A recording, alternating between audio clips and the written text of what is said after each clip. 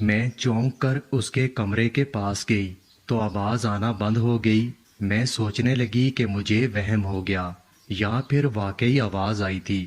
کچھ دیر تک سناٹا رہا اور پھر میں واپس آ گئی اور سونے کے لیے لیٹ گئی۔ پھر مجھے ویسے ہی عجیب سی آواز محسوس ہوئی، لیکن خود کو یہ سوچ کر تسلی دی کہ یہ صرف میرا وہم ہے۔ اور پھر جب میری صبح آنکھ کھلی تو میں فوراً بیٹے کے کمرے میں چلی گئی۔ کمرے کا دروازہ پہلے سے کھلا تھا اور وہ کالج جانے کے لیے تیار ہو رہا تھا۔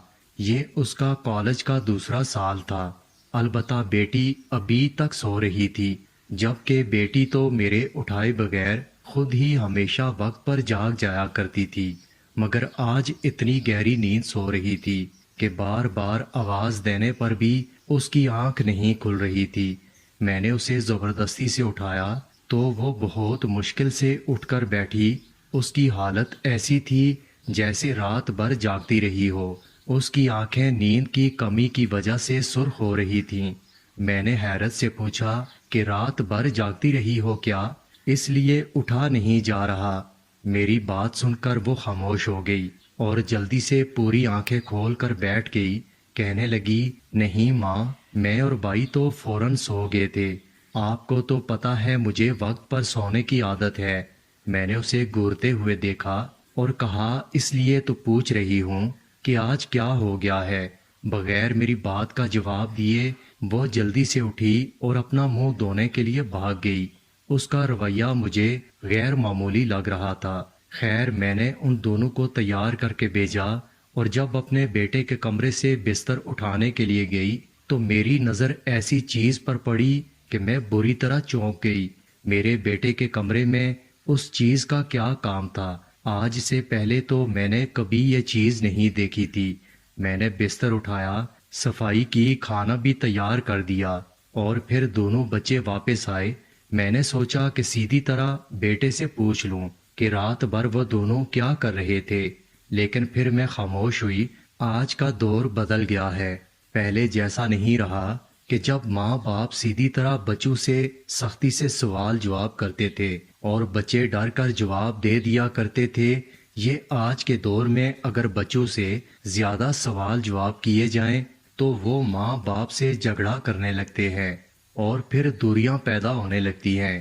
بس یہی سوچ کر میں بھی خاموش رہی اور شاید یہی میری سب سے بڑی غلطی تھی۔ زمانہ بدلنے سے کچھ نہیں ہوتا، تربیت کے اصول ہمیشہ ایک جیسے رہتے ہیں۔ ماں باپ کی سختی کا بدلتے ہوئے زمانوں سے کوئی تعلق نہیں ہوتا۔ اگر ماں باپ سختی نہ کریں تو اولاد جنگلی گھاس کی طرح بری ہو جاتی ہے۔ اگلی رات کو میں دوبارہ سے بستر لگانے لگی تو ایک بار میری بیٹی نے پھر ضد پکڑ لی کہ وہ اب روزانہ بھائی کے کمرے میں سوئے گی۔ میں نے ناراضگی سے کہا کہ مجھے اکیلے نیند نہیں آتی، تم میرے ساتھ سو جاؤ، لیکن وہ نہیں مانی۔ اور پھر اتنے میں میرے شوہر کا فون آیا اور اس نے اپنے باپ سے میری شکایت کر دی کہ میں اسے بھائی کے کمرے میں سونے کی اجازت نہیں دے رہی۔ یہ سن کر میرے شوہر کو غصہ آیا۔ میرے شوہر کہنے لگے، بیٹی کا بستر اس کے بھائی کے کمرے میں لگا دو، اچھا ہے ہمیں بھی فرصت کے کچھ لمحے مل جائیں گے۔ شوہر کے حکم کے آگے میں خاموش ہو گئی اور پھر میں نے بیٹی کا بستر بیٹے کے کمرے میں لگا دیا۔ وہ دونوں بہن بھائی پھر ایک ساتھ سو گئے تھے۔ میں جب اپنے شوہر سے بات کر کے فارغ ہوئی اور کمرے سے نکلی تو بیٹے کے کمرے کا دروازہ اندر سے لاک تھا۔ میں نے سوچا تھا کہ میں خود صبح بیٹے کو منع کروں گی کہ وہ کمرے کا دروازہ اندر سے لاک نہ کیا کرے، اور پھر اس رات بھی اس کے کمرے سے عجیب آواز آتی رہی، جیسے کچھ کھٹ پٹ ہو رہی تھی۔ آدھی رات کے بعد مجھ سے رہا نہ گیا تو میں نے کمرے کا دروازہ بجایا۔ پہلی دستک پر تو دروازہ نہیں کھلا، لیکن تیسری دستک پر بیٹے نے نیند بھری آنکھوں سے دروازہ کھولا اور مجھے دیکھ کر پوچھنے لگا، کیا ہوا؟ اتنی رات کو کیوں جگا رہی ہیں؟ اپنے بیٹے کی نیند خراب کرنے پر مجھے شرمندگی ہو رہی تھی۔ میں نے بیٹے سے بیٹی کے بارے میں پوچھا تو وہ کہنے لگا، وہ گہری نیند سو رہی ہے اور میں بھی سو رہا تھا، آپ کو وہم ہو گیا ہے، آپ جا کر سو جائیں۔ یہ کہنے کے بعد وہ دروازہ بند کرنے لگا تو میں نے اسے روکا اور کہا کہ دروازہ لاک نہیں کرو، تم ابھی بچے ہو، مجھے پریشانی رہتی ہے۔ میری بات سن کر اس نے عجیب نظروں سے مجھے دیکھا، کہنے لگا اچھا میں دروازہ بند نہیں کرتا۔ میں واپس اپنے کمرے میں آئی۔ میں نے خود کو سمجھایا کہ شاید میں بہت زیادہ سوچ رہی ہوں، مگر 2 دن کے بعد بیٹی کے اسکول سے فون آیا اور ٹیچر نے ایسی بات کہی کہ میں گھبرا گئی۔ انہوں نے مجھے اسکول بلایا، میں فوراً اسکول پہنچ گئی۔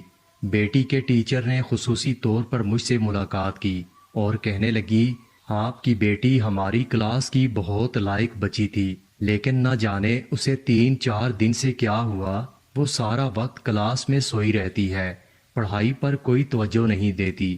2 دن سے اس نے ٹیسٹ بھی غلط دینے شروع کر دیے ہیں۔ میں نے آپ کو اسی لیے بلایا ہے کہ معاملہ زیادہ ہاتھ سے نکلے اس سے پہلے ہم آپ سے بات کر لیں۔ یہ بچی کے ساتھ کیا مسئلہ ہو رہا ہے؟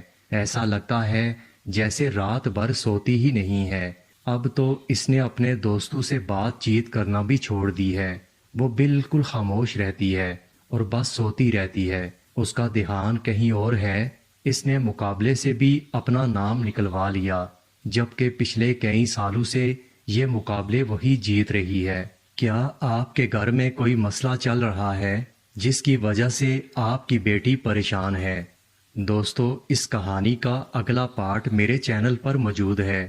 یہاں تک اگر آپ کو ویڈیو اچھی لگی ہو تو اس ویڈیو کو لائک اور میرے چینل کو سبسکرائب کر دیں۔